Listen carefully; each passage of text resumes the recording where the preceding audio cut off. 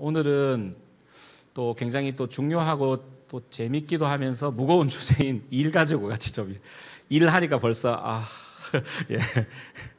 예.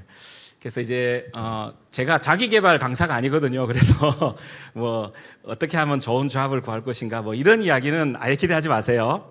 근데 이제 저희들이 창세기 원역사, 우리 목사님이 계속 원역사라는 이야기를 많이 하시는데, 이 원역사라는 그 의미는 뭔가 하면, 그게 예를 들어서 이제 역사적으로 뭐 언제 일어났다 굉장히 중요해요. 그것도 중요한데, 더 중요한 것은 뭔가 하면 원역사는 이게 거기에서만 그치는 이야기가 아니라는 겁니다. 오늘 우리 1부, 2부 예배에 참석하신 분들은 오늘 우리 목사님께서 창세기 3장 1절부터 6절을 가지고 강의를 하셨는데 그 3장 1절부터 6절의 이야기를 하시면서 이렇게 하셨어요.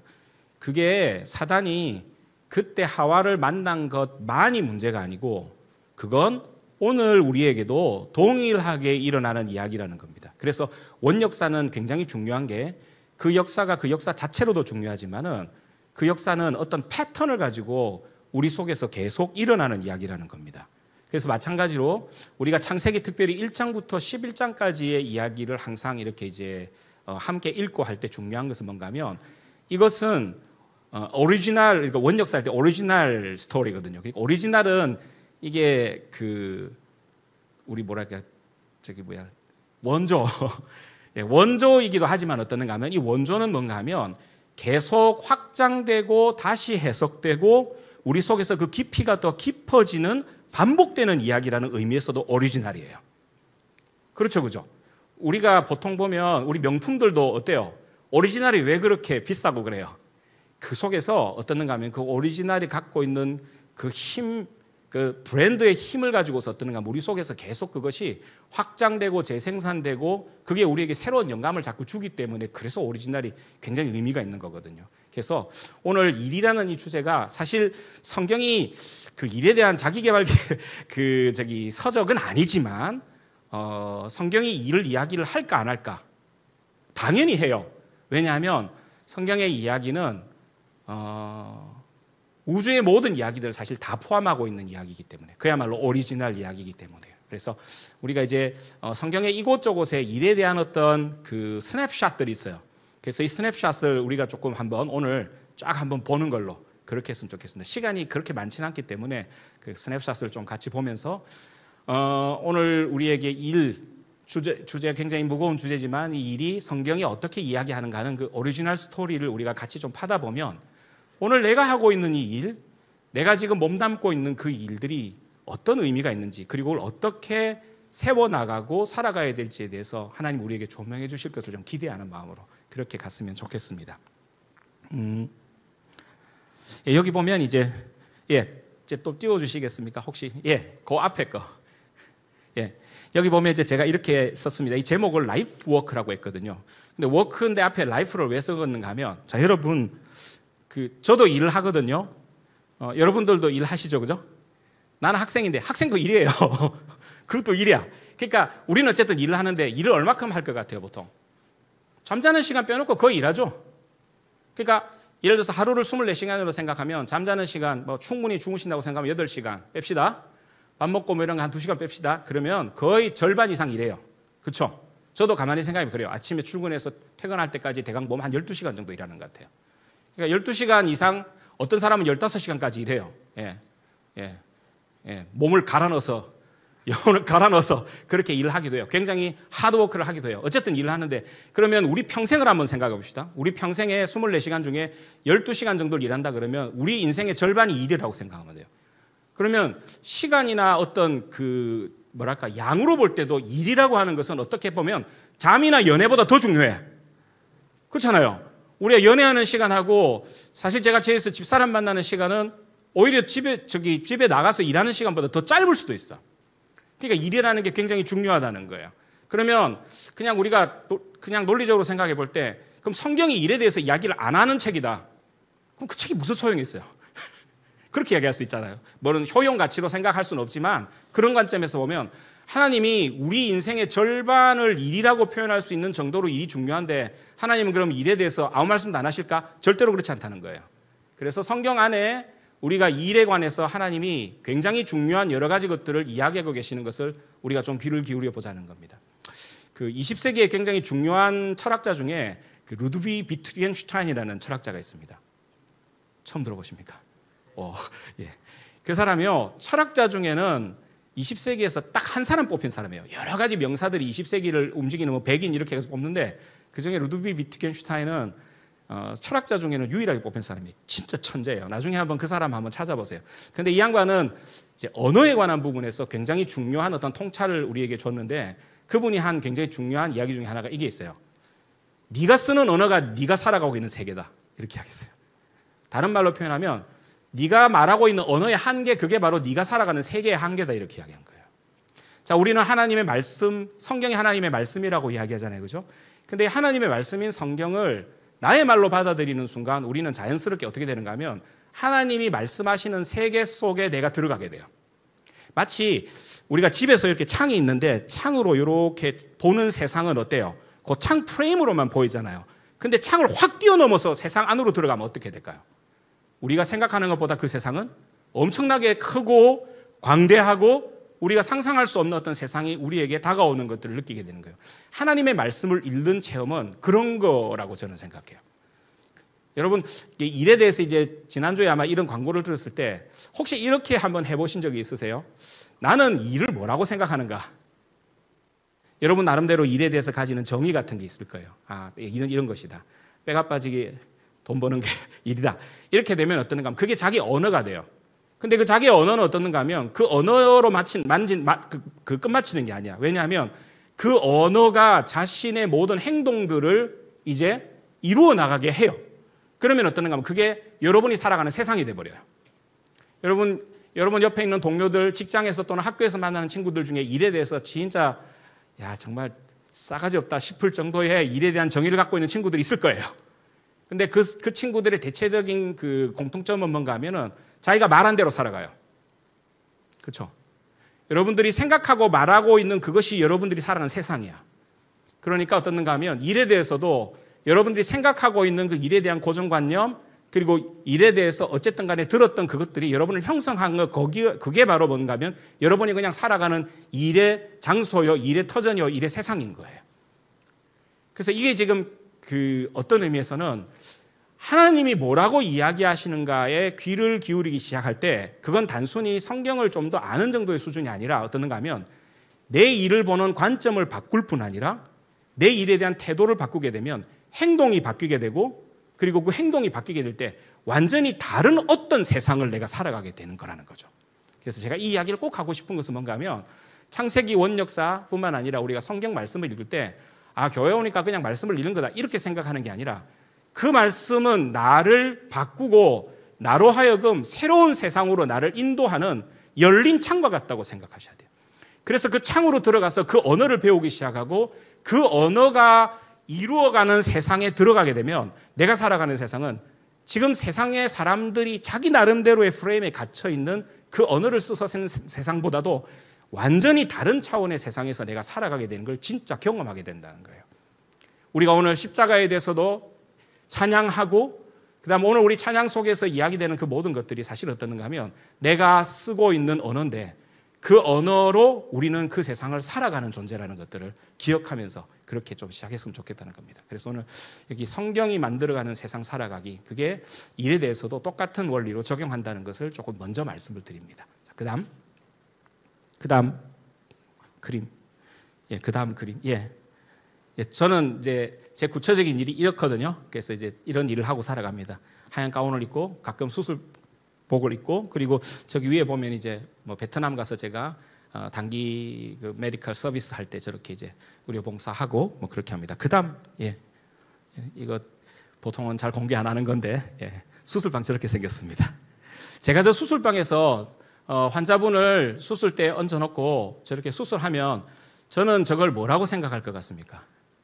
옛날에는 제가 하나님 잘 모를 때는 저렇게 해서 제 명성 올리고 제 돈 많이 버는 게 저 탁자라고 생각했었어요. 수술대라고.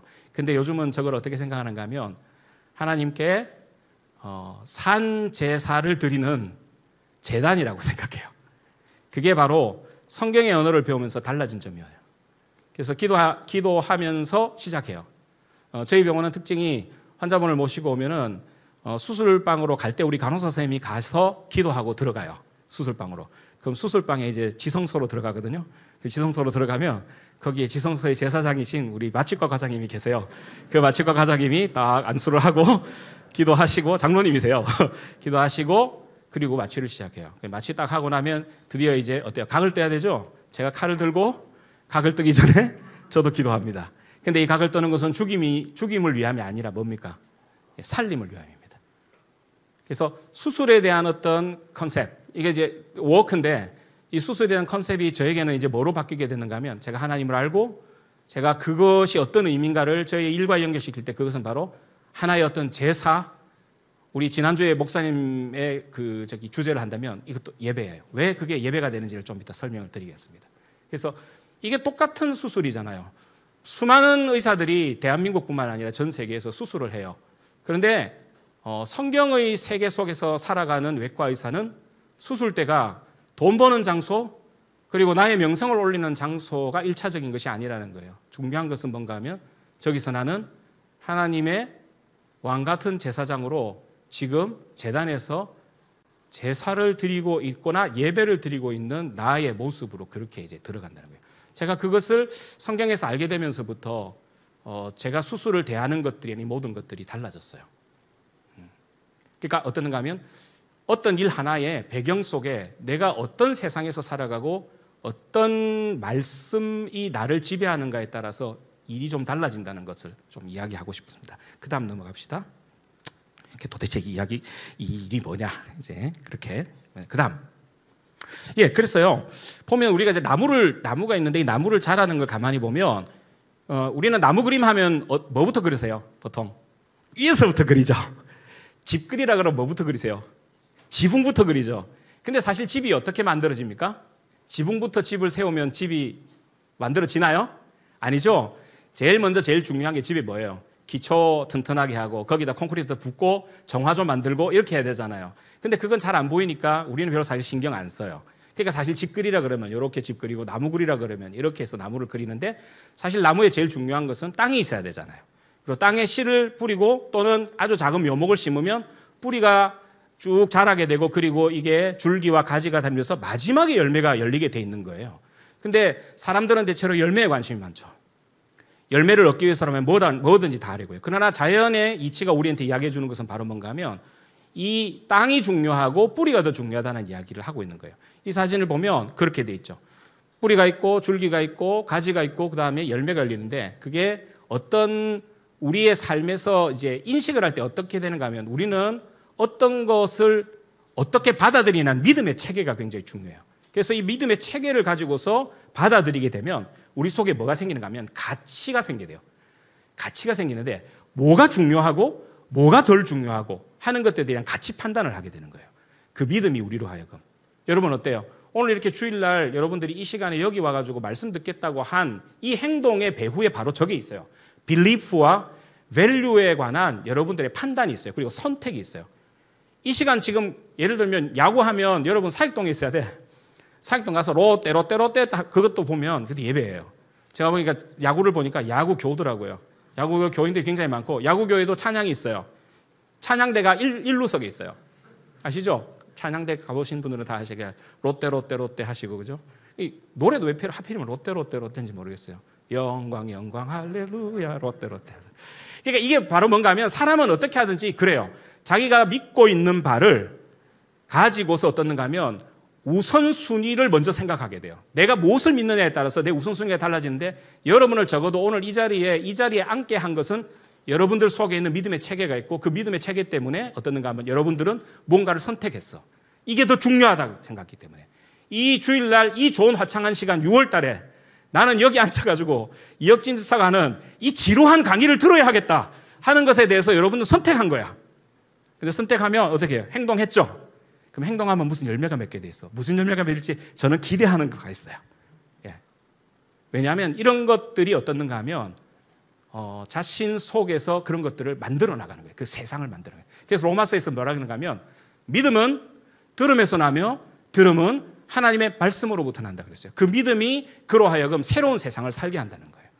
그래서 우리는 항상 어떠는가 하면 진짜 문제가 되는 거는 이런 어떤 체계가 우리 속에 인식하고 뭔가를 받아들이는 체계가 사실 우리 속에서 이렇게 이루어지고 있다는 것이 전제가 되어 있는데 이거를 무시해버리면 아까 이야기한 것처럼 집을 지을 때 지붕부터 그리든가 아니면은 나무 여기부터 그리게 돼 있어요.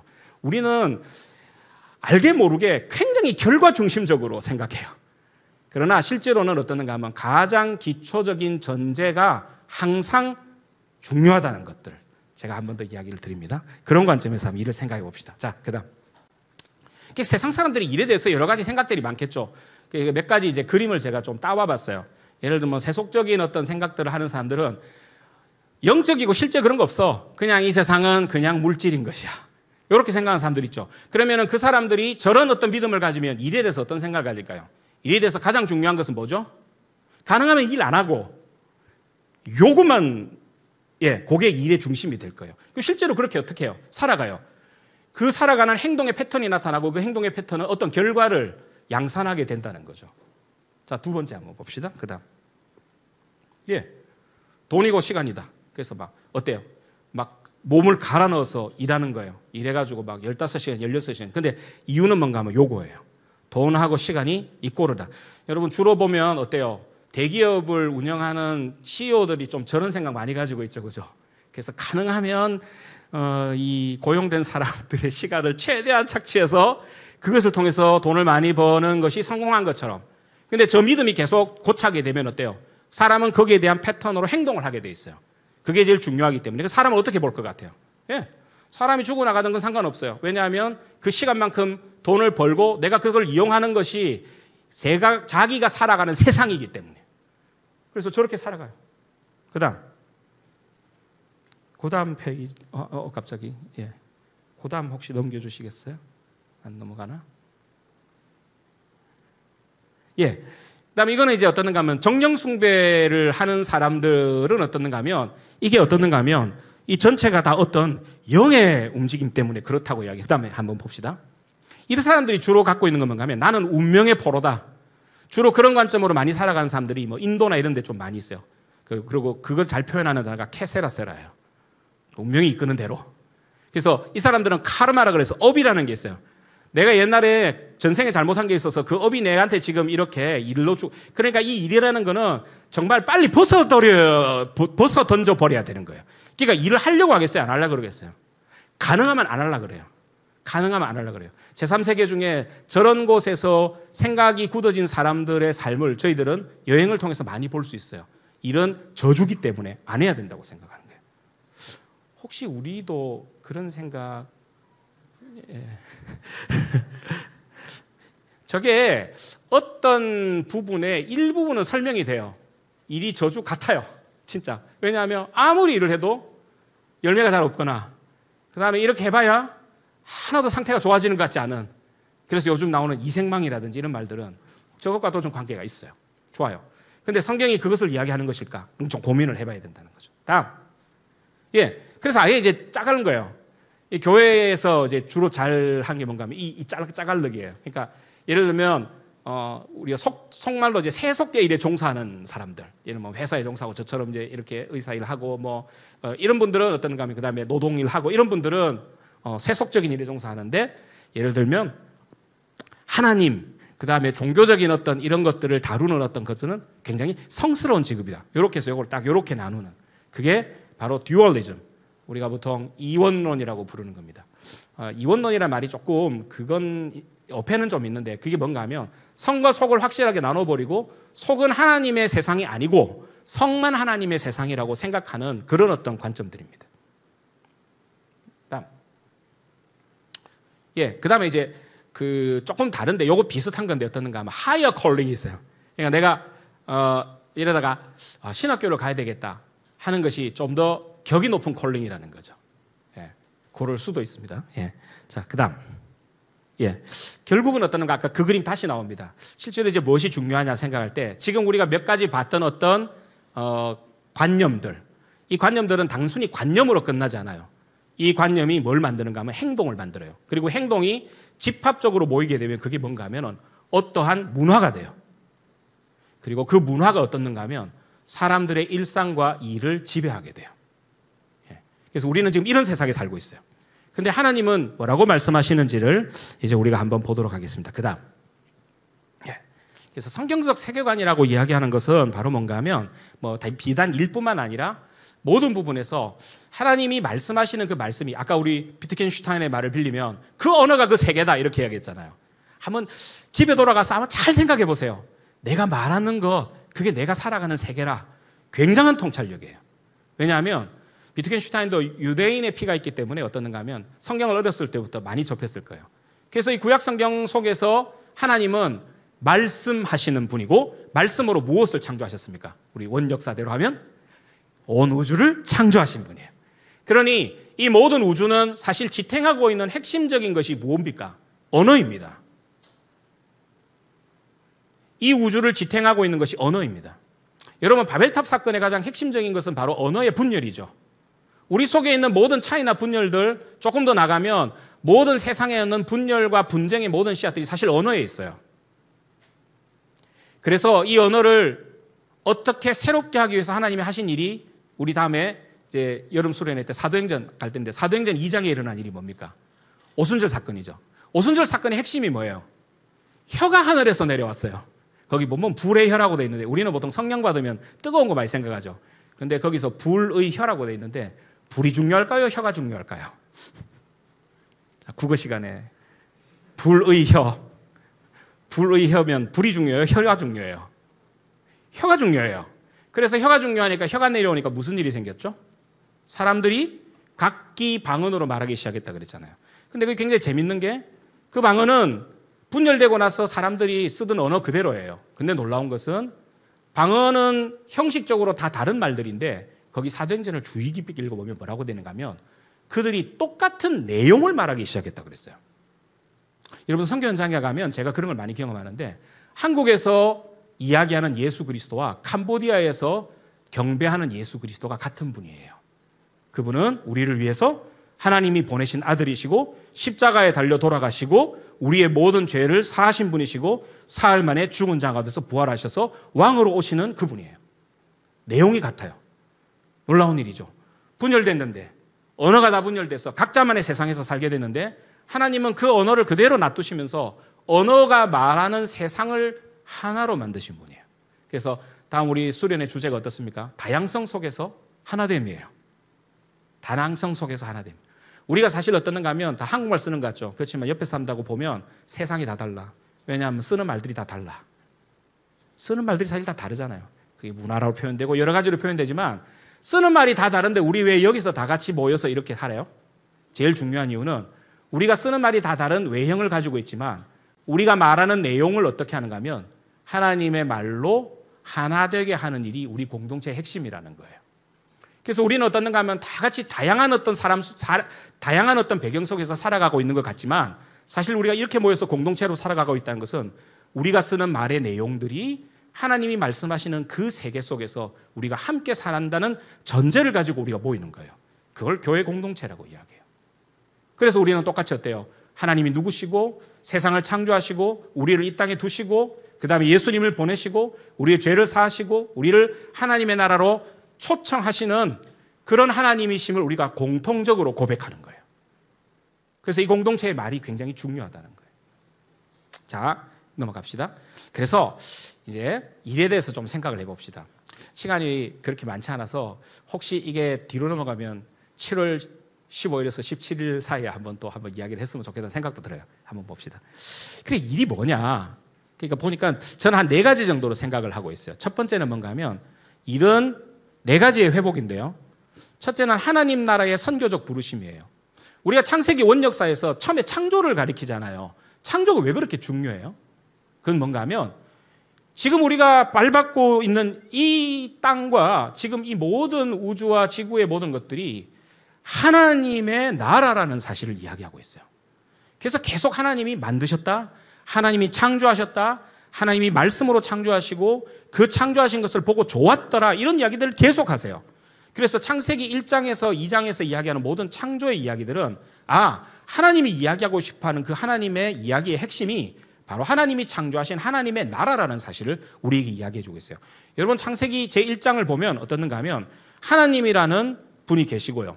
그 다음에 하나님이 만드신 우주 삼라만상이 있고 그 삼라만상의 제일 마지막에 하나님께서 하나님의 형상을 따라 인간 공동체를 창조하셨다 그랬어요. 제가 가끔씩 그 강의할 때마다 하나님의 나라 강의를 할 때 이런 이야기를 드렸어요. 나라를 이루는 3요소가 있다 그랬죠.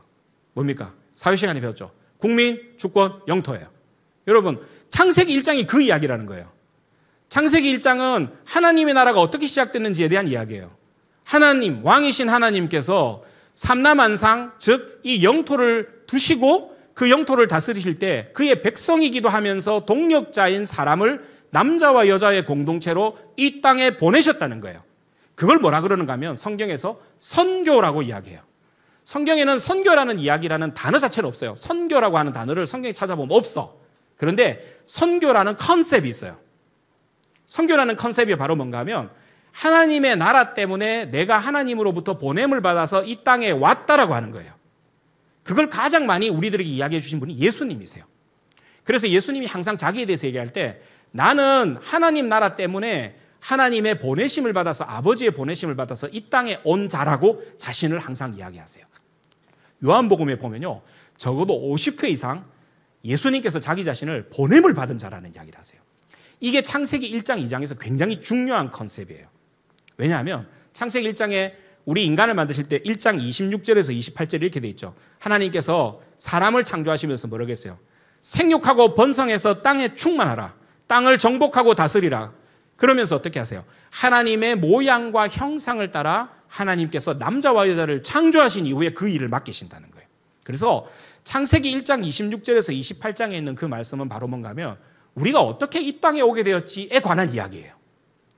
우리가 도대체 이 땅에 어떻게 해서 출현하게 되었지 그 이유가 뭘까에 대해서 하나님은 그 말씀을 통해서 너희들은 첫 번째 하나님의 형상을 따라 지음을 받은 존재야 라는 것입니다.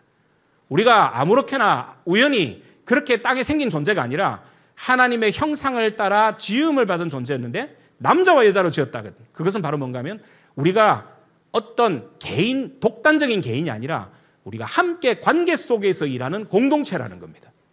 관계 속에서 일하는 공동체라는 것이 굉장히 중요하고요. 그 다음에 하나님은 우리에게 그냥 띵까띵까 놀라고 하신 것이 아니라 생육하고 번성하고 땅에 충만하고 정복하고 다스리는 일을 주셨다는 거예요. 여기서부터 이제 일이 등장해요. 그래서 이걸 뭐라 그러는가 하면 문화명령이라고 그래요. 어려운 말로. 근데 이 문화라는 말의 뜻이 굉장히 재밌는 의미가 있어요. 창세기 오늘 2장 15절 그 일에 대한 굉장히 중요한 장인데 오늘 2장 15절 읽어보면 이렇게 돼 있어요. 하나님이 에덴 동산에다가 아담을 두시고 있는데 그 아담은 원래 고유명사 아담이기도 하지만 그 아담이란 말의 원래 뜻이 뭔가 하면 집합명사라는 사람이란 뜻이에요. 자, 그러면 원역사로 읽으면 아담이라는 역사적인 인물도 중요하지만 그걸 나에게 이렇게 대입을 하면 뭔가 하면 하나님이 사람을 두셨다. 그 사람 안에 내 포함이 돼야 안 돼요. 혹시 여기 포함 안 되시는 분? 예, 창세기 역사를 원역사를 읽을 때 중요한 것은 그 아담이라는 말 대신에 나를 넣어도 아무 문제가 없어요. 왜냐하면 원래 원어상 그게 두 가지가 공용해서 쓸 수 있는 것이기 때문이에요. 그래서 거기다 사람을 넣으면 하나님이 나를 에덴에다가 두셨어요. 근데 에덴에다 두셨는데 뭐라고 돼 있는가 하면 경작하고 지키는 일을 하라 그랬어요. 에덴을 경작하고. 근데 그 경작하라는 말이 재밌어. 우리는 경작이라는 말이 딱 들어가면 뭐부터 생각하세요? 예, 농사부터 생각하죠. 아, 농사 지으라는가 보다. 도시에서 일하지. 물론 농사 굉장히 중요해요. 근데 이 경작하다는 말의 원래 히브리어는 아바드라는 단어입니다. 근데 이 아바드라는 단어가 무슨 뜻인가 하면 아바드는 우리 그 종이라는 말이 있어요. 히브리어에 종이라는 말이 있는데 그 히브리어 종이라는 말이 오벳이라는 말이 있거든요. 오벳. 다윗 왕의 할아버지 이름이 뭡니까? 다윗은 이새의 아들이고 이새는 오벳의 아들이에요. 오벳은 누구의 아들인가 하면 룻의 아들이에요. 룻이 보아스로부터 낳은 아들이거든요. 그 오벳이라는 말 그것이 아바드에서 연결된 말이에요. 오벳은 종이라는 뜻인데 그래서 이 아바드라는 말은 뭔가 하면 경작하다는 말로 번역이 됐지만 실제로는 뭔가 하면 종이 되다는 말이에요. 근데 종이 된다는 말은 또 다른 의미는 뭔가 하면 하나님 앞에서는 이 아바드는 예배한다는 말이에요. 그러면은 이 땅을 경작한다는 말은 실제 깊은 의미가 뭐였는가 하면 종이 되는 일과 하나님을 예배하는 일이라는 거예요. 수평적으로 볼 때는 온 삼라만상과 우리 사람들에 대해서는 종으로서 섬기는 것이 아바드, 즉 경작한다는 말이고, 그 다음에 하나님 앞에서는 그것을 예배로 드린다는 말이 경작한다는 말이에요. 그래서 이 경작한다는 말, 일의 정의를 이야기할 때 성경은 처음부터 인간은 그 일을 통해서 두 가지 측면을 이루는데, 첫 번째는 뭔가 하면 나의 동료 인간들과 내가 살고 있는 이 땅을 섬기는 자로서 나를 하나님께서 보내셨다는 거예요. 그래서 예수님이 제자들이 서로 막 으뜸이 되려고 할 때 뭐라 그러셨어요? 너희들 중에 으뜸이 되고자 하는 자는 모든 자의 뭐가 되고? 종이 되고 그를 섬겨야 한다 그랬어요. 그래서 요즘 서번트 리더십 굉장히 유행을 하거든요. 서번트 리더십이 이 자기계발서 저자의 머리에서 나온 게 아니라 창세기 2장에서 나온 이야기예요. 근데 이것이 왜 문화와 관련이 있는가 하면, 이게 영어로 번역되고 라틴어로 번역될 때 여기에 있는 단어를 경작하다로 쓴 이유가 있어요. 경작하다 영어 혹시 뭡니까? cultivate입니다. cultivate. NIV 찾아보면 cultivate로 되는데, cultivate가 원래 어디서 나왔는 단어인가 하면 라틴어 쿨트에서 나온 단어예요. 쿨트. 쿨트라는 단어는 뭔가 하면 우리 저기 사교 집단, 이단 집단 요새 신천지 이런 거를 오컬트라고 그러거든요. 컬트, 섹트, 오컬트 이렇게 하는 게 뭔가 하면 이게 종교 중에 조금 별나게 섬기는 사람들이 컬트인데, 이거는 원래 의미에서 조금 와전이 된 거예요. 실제로 컬트라는 말은 뭔가 하면은 예배하다는 뜻을 갖고 있어요. 이 컬트에서 파생된 여러 가지 단어들이 있죠. 땅을 컬트하는 게 에그리컬처예요. 문화가 컬처죠. 컬처는 뭔가 하면 컬트하는 일이에요. 예배하는 일이 문화예요. 여러분, 제가 다시 말씀드립니다. 사익동 야구장에 가면 사람들이 문화를 즐기죠. 야구 문화가 뭡니까? 야구 예배예요. 여러분, 그 공동체를 가만히 보고 있으면, 그 야구하는 공동체를 가만히 보고 있으면 모든 패턴이 예배 패턴으로 돼 있어요. 여러분, 우리가 한류를 즐기죠. K-팝 즐기고 요즘 어때요? BTS 대세잖아요. 여러분, BTS 아미들이 왜 그럴까요? 저는 잘 이해가 안 되는데 여러분도 이해가 되시죠? 암이 있을지도 모르겠어요. 왜 아미가 될까요? 왜냐하면 그것이 그들의 예배하는 방식이기 때문이에요. 그래서 우리 속에서 문화가 있다는 것은 바로 뭔가 하면 우리가 예배하는 존재라는 것을 표현하고 있는 거예요. 근데 그게 단독적으로 표현하는 게 아니라 공동체적으로 표현하는 거예요. 그래서 여기 있는 아바드라고 하는 단어, 경작하다는 단어가 예배 드리는 것과 종으로서 섬기는 것을 같이 포함하고 있는 단어라는 것이 굉장히 중요해요. 그래서 하나님께서 처음에 에덴 동산에 사람을 두셨던 그 일의 핵심적인 가치는 뭐였는가 하면, 원래는 그것이 사람과 동료 인간들과 이 삼라만상들을 섬기는 일과 하나님을 예배하는 일로, 그것이 일로 정의가 되었다는 것을 의미하고 있습니다. 그리고 그게 라틴어에서 계속 어떤 파생되는 걸로 보면 땅을 일구는 거라든지 내가 문화를 이루는 것, 이 모든 것들도 사실은 예배하는 것과 관련돼 있고 섬기는 것과 관련돼 있다는 것이 언어적인 이 계통으로 다 이렇게 연결이 되겠어요. 아까 다시 이야기합니다. 언어가 뭘 만든다고요? 세상을 만듭니다. 언어가 세상을 만들어요. 그러면은 우리가 여기에서 아바드라는 단어, 경작한다는 단어를 일의 정의로 우리가 받아들이게 되면, 내가 오늘 하고 있는 모든 일들은 사실 어떤 기초 위에 서 있는가 하면 아바드의 기초 위에 서 있다는 거예요. 하나님은 재밌게도 우리를 에덴 동산으로 부르셨다 그랬어요. 에덴 동산은 구획이 되어 있는 어떤 일정 장소잖아요. 에덴 동산은 전 세계는 아니에요. 근데 하나님이 우리를 어떤 일정 장소에 부르세요. 저는 세계로 병원에 부름을 받았어요. 세계로 병원은 전체 병원은 아니에요. 그러나 하나님이 구체적인 장소 속에서 우리에게 작은 일을 맡기실 때 그 일을 통해서 하나님이 보시는 게 있어요. 그 일의 본질이 거기서 살아서 움직이고 있는가를 보는 거예요. 여러분들이 하나님 앞에서 그 일을 하고 있다는 가장 중요한 증거들 중에 하나는 여러분의 책상이 어떻게 정리되어 있는가를 보면 알 수 있어. 여러분 책상 어떻게 정리하세요? 정리 안 해요.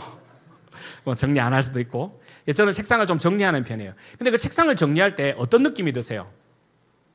좀 뿌듯한 느낌이 안 들어요? 특히 3월 달에 뭔가 새 학기를 시작할 때는 책상과 서랍이 다 정리가 되죠. 물론 한 달만 지나면 엉망진창이 되지만 보통 정리가 되는데 그때 느낌이 있어요. 그게 뭔지 아세요?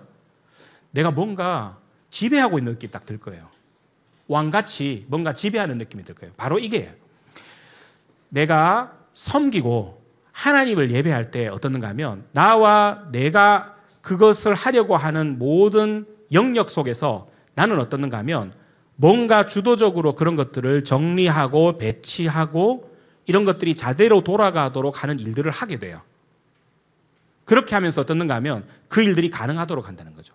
경지를 이렇게 경작하고 땅을 경작한다 할 때 우리는 아무렇게나 경작 안 하죠.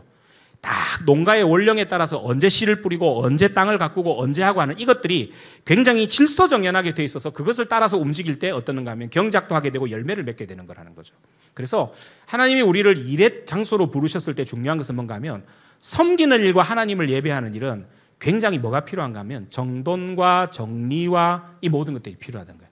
에덴 동산은 사실 2장을 읽어보면 아무것도 개척이 안 된 땅이에요. 거기는 그러니까 애지랭이만 올라오고 아무것도 개척이 안 된 땅이었어요. 그런데 하나님이 사람을 일로서 부르실 때 그 일의 장소 속에 들어가게 되면 사람은 섬기는 자로 있지만 기본적으로는 어떤가 하면 이 섬기는 일들이 하나님이 하시는 일들과 똑같은 일이에요. 하나님이 창세기 1장에서 우리에게 보여주신 것은 하나님이 이렇게 일하시는 방식이에요. 그 일이 뭔가 하면은 말씀하시니까 이루어졌는데 하나님이 생각해보니까 하늘 만들어야 되겠네, 하늘아 있어라, 이래 안 하셨어요. 하나님이 첫날부터 6째 날까지 일하시는 걸 보면요, 구획 정리를 확실하게 하세요. 제일 처음에 하나님 뭐 만드셨어요? 빛을 만드셨죠. 허구만한 것 중에 왜 빛을 만드셨을까? 우리가 물리학적으로 생각해봐도 빛 만드는 게 굉장히 중요하다는 거 알죠? 세상의 모든 것들은 입자로 이루어져 있는데 그 입자는 어떻습니까? 원자 이내의 소립자라든지 모든 것들이 어떤가 하면 어떤 의미를 갖고 있어요. 그게 빛과 연결되어 있는 구조라는 걸 알 수 있다는 거예요. 하나님 왜 빛을 만드셨을까? 빛은 구분하고 모든 것들을 나누고 어둠과 밝음이 무엇인지를 분별하고 하는 것들이에요. 그래서 하나님은 이 모든 것들을 나눌 때 구획을 정리하는 방식으로 일을 시작하셨어요. 그 다음에는 어떻게? 둘째 날에는 뭐 하세요? 하늘과 땅의 공간을 만드시잖아요. 공간과 시간을 창조하세요. 그 다음에는 어떻게? 셋째 날에는 그 공간과 시간에 살아갈 생명들을 위해서 모든 인프라를 준비하세요. 그 인프라가 거기서 나는 식물들이에요. 넷째 날에는 어떤가 하면 그 빛을 소스로 해서 그 빛으로 말미암아 구체적인 빛을 내는 발광체들을 만드세요. 그게 해와 달과 별들이에요. 다섯째 날은 그 시공간 속에서 살아가고 있는 모든 생명체들을 만드세요. 그게 날아가는 것들과 물속에 있는 모든 것들이에요. 그 다음에 여섯째 날에는 거기에 기른 모든 포유류들과 제일 마지막에 하나님께서 혼자 하실 수도 있지만 이 모든 일들을 함께 담당하기 위해서 자신 모양을 따라 만든 사람을 보내셔서 그 일들을 감당하게 하신 것이 여섯째 날 일어난 일이에요. 우리가 1장에 있는 모든 시간의 모든 것들을 보면 하나님이 일하시는 방식이 무엇인가를 우리가 배울 수 있어요. 근데 우리가 누구 닮았다고? 하나님 닮았어. 그러면 우리가 일하는 방식도 누구 닮았다고? 하나님 닮은 거예요. 그래서 여러분들이 3월 달에 되면 경지 정리하듯이 여러분 책상 정리하는 거예요. 일주일에 한 번씩 하는 분도 있고 매일 하는 분도 있고. 좋아요. 저는 제 지갑도 가끔씩 정지 정리해요. 5,000원짜리, 1,000원짜리, 만원짜리도 가지런히 두고 이런 것들도 보면 어떻게 보면 옵세시브하긴 하지만 이런 게 경지 정리를 하는 의미들 중에 하나래요. 수술할 때도 수술대에서 어떻게 수술할 것인가를 결정하고 하는 이 모든 것들, 그 다음에 여러분들이 일할 때 뭔가 계획을 세우는 일들, 이 모든 것들이 그냥 단순한 일 같지만 그렇지 않아요. 여러분의 속에서 뭐가 있는가 하면 내가 하나님의 형상을 따라 지음을 받았기 때문에 그 지음받은 하나님의 형상대로 내가 일을 하는 패턴이에요. 그게. 우리는 섬김과 예배로 그 일들을 표현하면서 어떻는가 하면 하나님답게 일하도록 이 땅에 보냄을 받은 자라는 거예요. 그러니 그 일이 세상의 기준으로 이야기할 때 뭐 어떤 사람은 좀 뽀대나는 일을 하고 어떤 사람은 덜 뽀대나는 일을 하고 어떤 사람은 평생 안 알아주고 그건 지금 별로 중요한 문제가 아니야.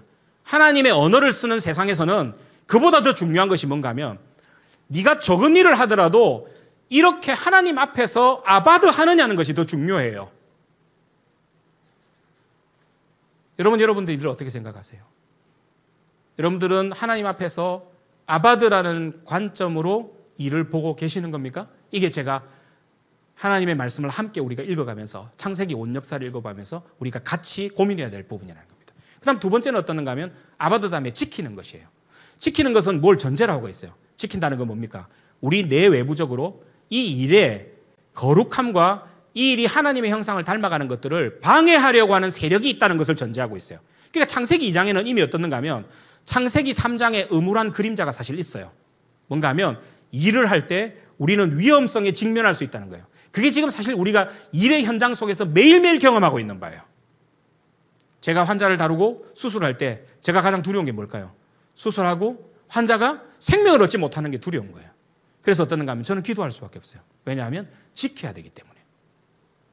여러분들 어때요? 여러분들이 일하는 모든 환경 속에서 실제로 부딪히는 모든 문제들의 본질적인 것은 뭔가 하면 이 일이 하나님 앞에서 어떤 일인가를 무너뜨리려고 하는 외부와 내부적인 공격들에 대해서 우리가 그것을 어떻게 이겨나가면서 일할 것인가가 우리의 일 속에 많이 포함되어 있어요.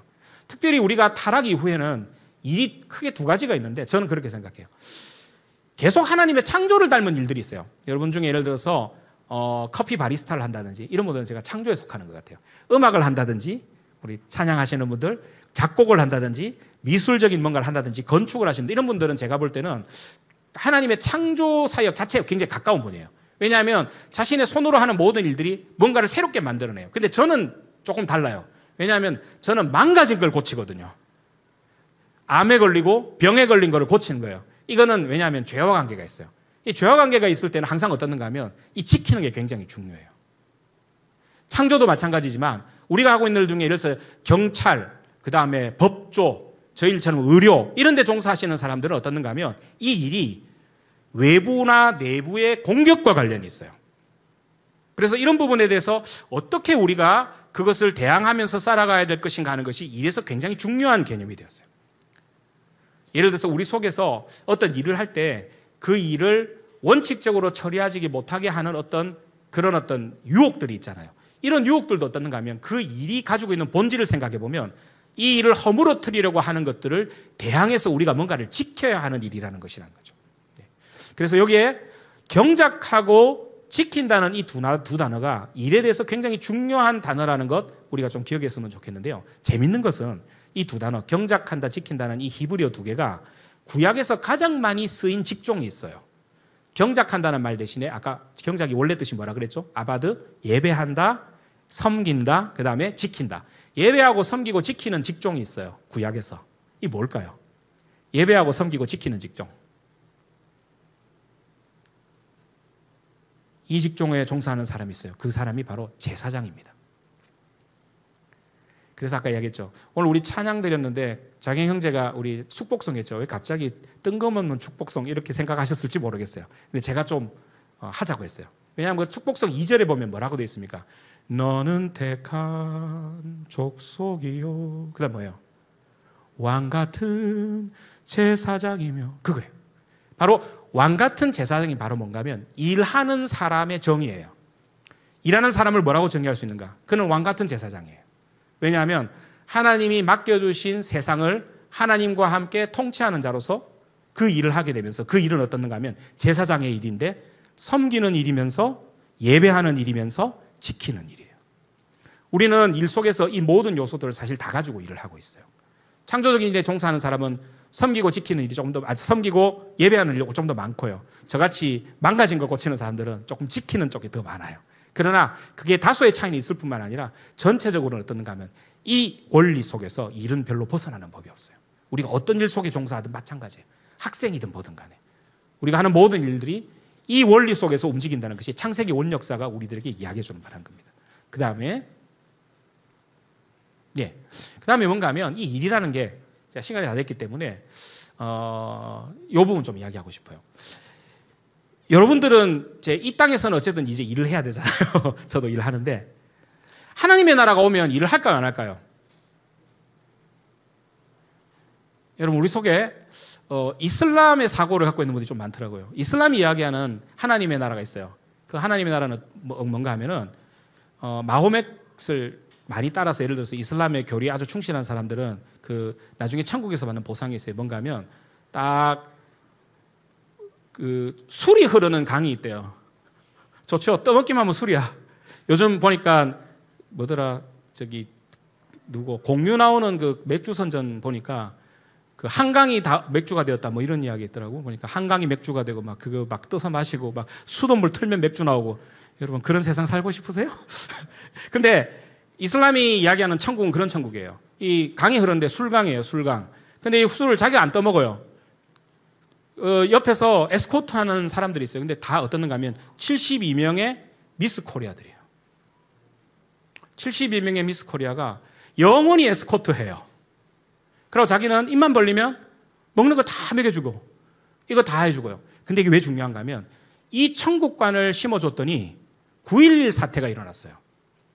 여러분 9.11 사태 때 그 비행기 가지고 꼬라박은 젊은 청년들, 무슬림 청년들이 왜 그렇게 했는 줄 아세요?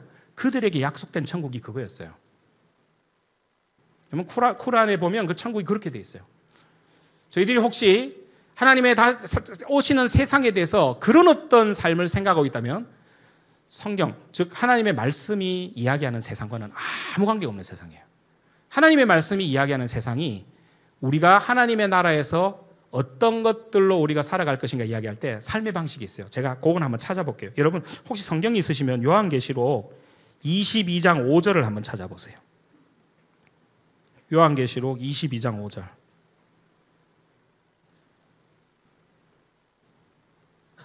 우리가 찾았으면 한번 같이 한번 읽어봅시다. 핸드폰으로 찾으시니까 금방 찾았을 것 같아요. 요한계시록 22장 5절.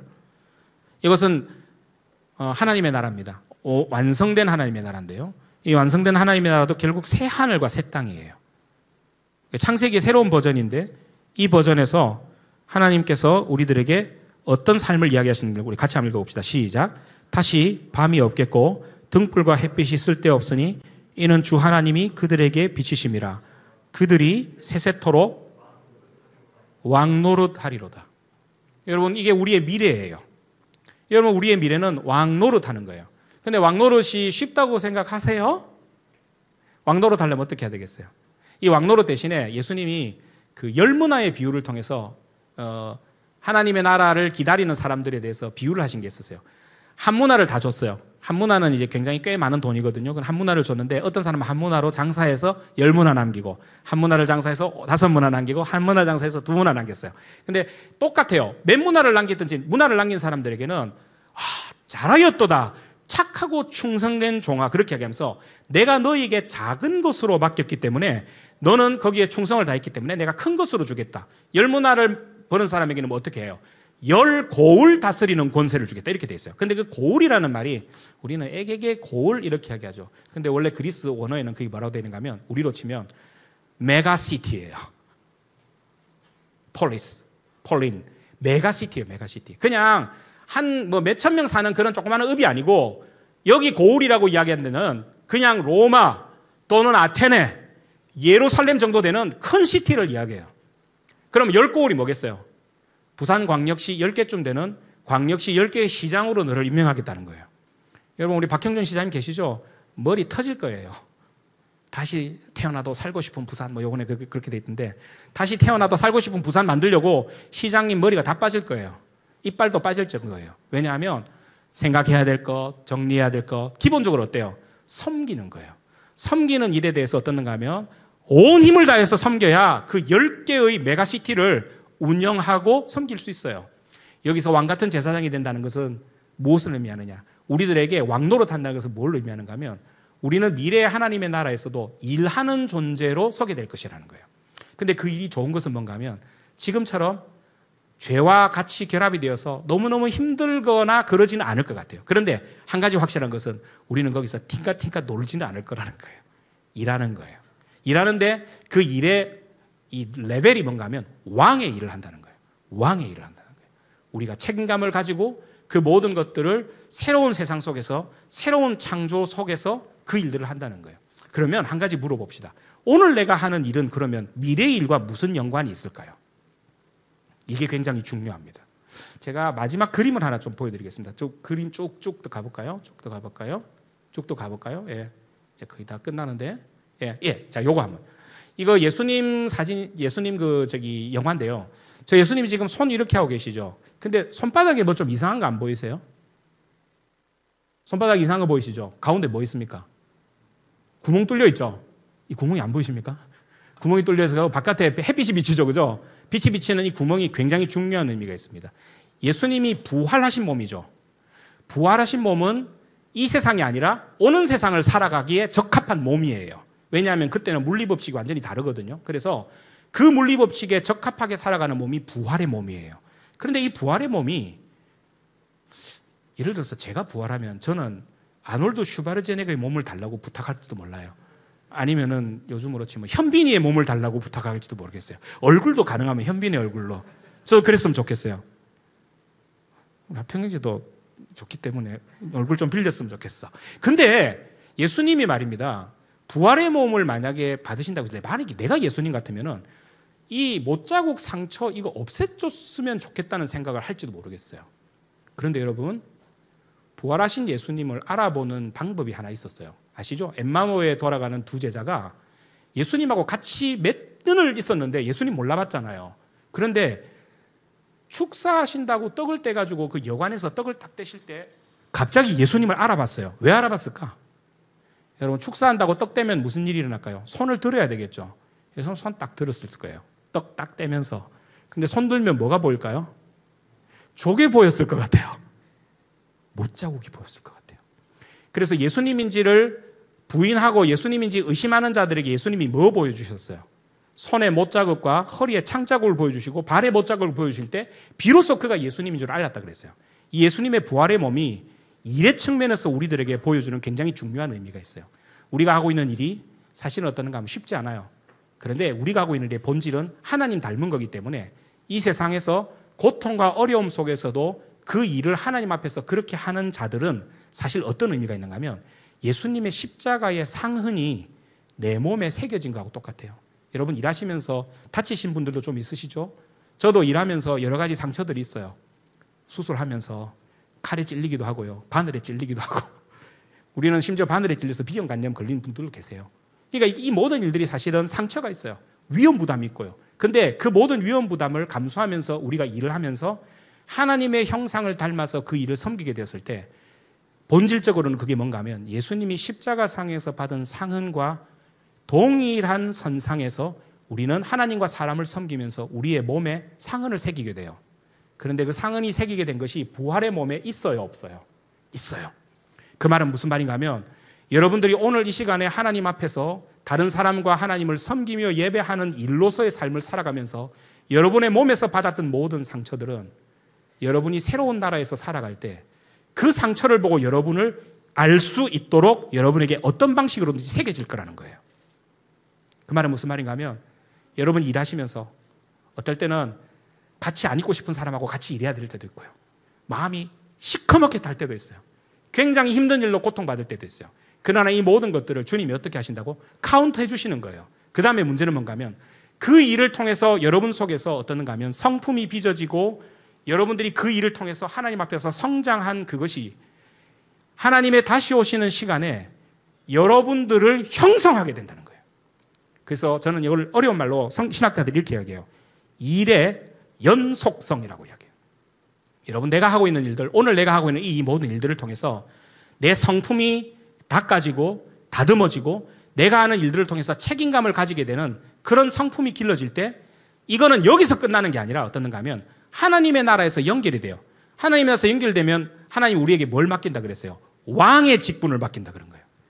여러분, 오늘 일하는 그거 하나, 책상 하나를 정리하는 것 하나, 환자를 아침에 보고 만나는 것 하나, 내가 어떤 일들을 통해서 서류를 써서 올리는 것 하나, 커피 바리스타로 커피를 내리는 이 아침의 모든 일들이 사실은 작은 일 같아도 어떤가 하면 하나님의 눈앞에 서게 되면 뭔가 하면 네가 영원을 살아가도록 오늘 하루를 살고 있느냐와 연결되어 있다는 거예요.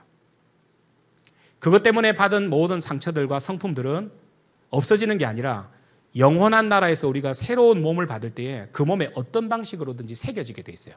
근데 그게 핵심이 뭔가 하면 성품이에요. 여러분들 여기서 일하면서 결국 하나님은 성품을 빚어나가세요. 그걸 뭐라는가 하면 베드로서에서는 신의 성품이라고 했어요. 여러분들은 일을 하면서, 우리가 일을 하면서 신의 성품을 따라서 하나님을 닮아가게 되고 그것으로 새로운 몸을 받게 되었을 때 그 나라에서 우리는 왕의 노릇을 하게 된다는 것이 일이 가지고 있는 중요한 의미예요. 가나안 땅에서 이스라엘 백성들이 막 뺑뺑이를 그 광야에서 뺑뺑이를 돌 때 이 사람들이 가나안 땅에서 그 광야에서 뺑뺑이를 40년간 돌면서 쭉 훈련받았던 것들이 바로 뭐가 됐는가 하면 가나안 땅에서 살아가는 나의 스펙이 됐어요. 그래서 주님이 문화의 비유를 하실 때 네가 이곳에서 작은 것으로 충성했다면 그 작은 것이 영원한 나라에서 큰 것을 주는데 이 작은 것과 큰 것이 연결되어 있다는 이야기를 지금 하고 계시는 거예요. 그래서 일은 굉장히 중요해요. 내가 하는 이 모든 일들이 뭐 세상이 말하는 성공 때문에 중요한 게 아니라 하나님께서 말씀하시는 일의 원리를 따라서 내가 그렇게 해서 그 연결성, 세상이 새롭게 될 때 이 일이 어떤 의미를 가지는가 하는 것들을 연결해서 생각하고 그것으로 섬기는 일들을 계속 하는 자와 이것으로 끝이지 이 세상에서 잘 사는 게 끝이지 이렇게 세상과 일을 보는 사람들과는 나중에 그 운명이 완전히 달라지게 될 것이라는 이야기를 사실 요한계시록에서 하고 있는 겁니다. 우리의 운명은 영원히 그분과 함께 왕노로 다른 것이고 그것을 위해서 우리는 오늘 하나님께서 우리에게 주신 일이 무엇인지를 생각하고 숙고하고 그리고 그 일에 걸맞는 행동 양식으로 그 일들을 계속 훈련받을 때에 그 열매가 나타나게 될 것이라는 겁니다. 이 마지막 그림을 잘 기억해 주십시오. 나의 속에는 예수님과 하나님과 그리고 우리 동료 이웃들과 그리고 세상을 위해서 내가 예수님처럼 그 길을 가며 섬겼던 이 상흔이 내 속에 있는가, 내 인생 속에 있는가. 하나님은 그것으로 여러분들과 저를 알아볼 것입니다. 그래서 일은 그런 차원이 있습니다. 일에 대해서 조금 더 구체적인 이야기들에 대해서는 좀 시간이 되면 더 깊이 이야기를 했으면 좋겠다는 생각이 듭니다. 혹시 저희 작업장에 가끔씩 찾아오시고 싶으신 분들은 예약하고 찾아오셔도 됩니다. 맛있는 거 사드리겠습니다. 예. 자, 그다음 이제 끝입니다. 그다음 안 넘어가나? 그다음 예, 계속 제일 마지막 거 해주시겠어요? 제일 마지막. 예. 제가 일과 관련돼 가지고 쭉 계속 읽으면서 또 영감을 받았던 책들이 좀 있는데 그 중에 조금 몇 개만 추려봤어요. 요 몇 개 추려봤는데 혹시 이 책에 대해서 좀 관심이 있으시면 책을 좀 찾아서 읽어보시죠. 요즘 같으면은 지금 사실 코로나 이후에 일의 근본적인 어떤 의미에 관해서 여러 가지 좀 이런 통찰들이 많은 책들이 좀 나오고 있습니다. 그래서 몇 가지 좀 소개해 주시고 싶은 책들이 있는데 일 기본적인 어떤 큰 그림을 알고 싶으면 저기 보면 라이프 워크 또는 팀 켈러의 일과 영생 이런 책들을 조금 참조하시면 도움이 될 것 같고 그 다음에 실제적으로 좀 재밌게 일하고 있는 사람들이 있어요. 그 사람들의 이야기를 쓴 책이 있는데 예를 들면 저기 시골 빵집에서 자본론을 굽다 와타나베 이타루라고 혹시 아세요? 다루마리 빵집이라고 검색어를 쳐보시면요 다루마리 빵집 일본에서 굉장히 유명한 빵집이 있어요. 근데 이 부부가 자기 부부 이름을 따서 다루마리 빵집이었는데 이 빵집이 유기농이 아니고 천연효모 일본식 천연효모로 빵을 만들어서 파는데요. 시골에서 빵을 팔아요. 먼 시골에서. 근데 이 빵이 엄청나게 인기가 있어요. 이 가족의 이야기를 쓴 책이 있어요. 이 다루마리 빵집. 그 다음에 최근에 같으면 이제 지속 불가능 자본주의라 그래서 우리가 지금 살아가고 있는 이 체계로 코로나 이후의 기후위기나 이런 세계들을 우리가 어떻게 살아갈 수 있을까? 그럴 때 우리 일의 의미가 어떤 것일까? 이런 것들을 좀 생각할 수 있는 책입니다. 그 다음에 또 카톨릭에서 나온 책 중에는 사랑과 노동이라고 하는 노동운동에 평생 관리했던 도로시 쨘레라는 여자분이 계세요. 이분이 쓴 책이 있습니다. 굉장히 노동에 관한 통찰을 좀 줄 수 있는 책들이고, 그 다음에 일과 성령님, 아까 지금 우리가 이야기했던 영원한 나라에서의 연속성하고 내 일이 무슨 상관이 있는가, 그런 것들에 대한 통찰. 그래서 저 책은 제가 사진을 아예 찍어놨으니까 책을 좀 사서 보실 분들은 보고, 혹시 이것 갖고 북스타디 같은 거 하고 싶다, 저는 언제든지 환영입니다. 오시면 제가 맛있는 거 사드리면서 이야기할 수 있습니다. 예, 그렇게 하면 되겠습니다. 예, 제가 한 20분 정도 더 오버했는데 죄송합니다. 예, 그러나 그 일에 관해서 오늘 이것을 좀 기폭제로 해서 우리가 하고 있는 일들에 대해서 정말 좀 진지하게, 그리고 특별히 코로나 이후의 시대에서 일의 의미에 대해서 좀 같이 실제적인 대안도 좀 고민하면서 그렇게 가기를 원합니다. 감사합니다. 긴 시간 감사합니다.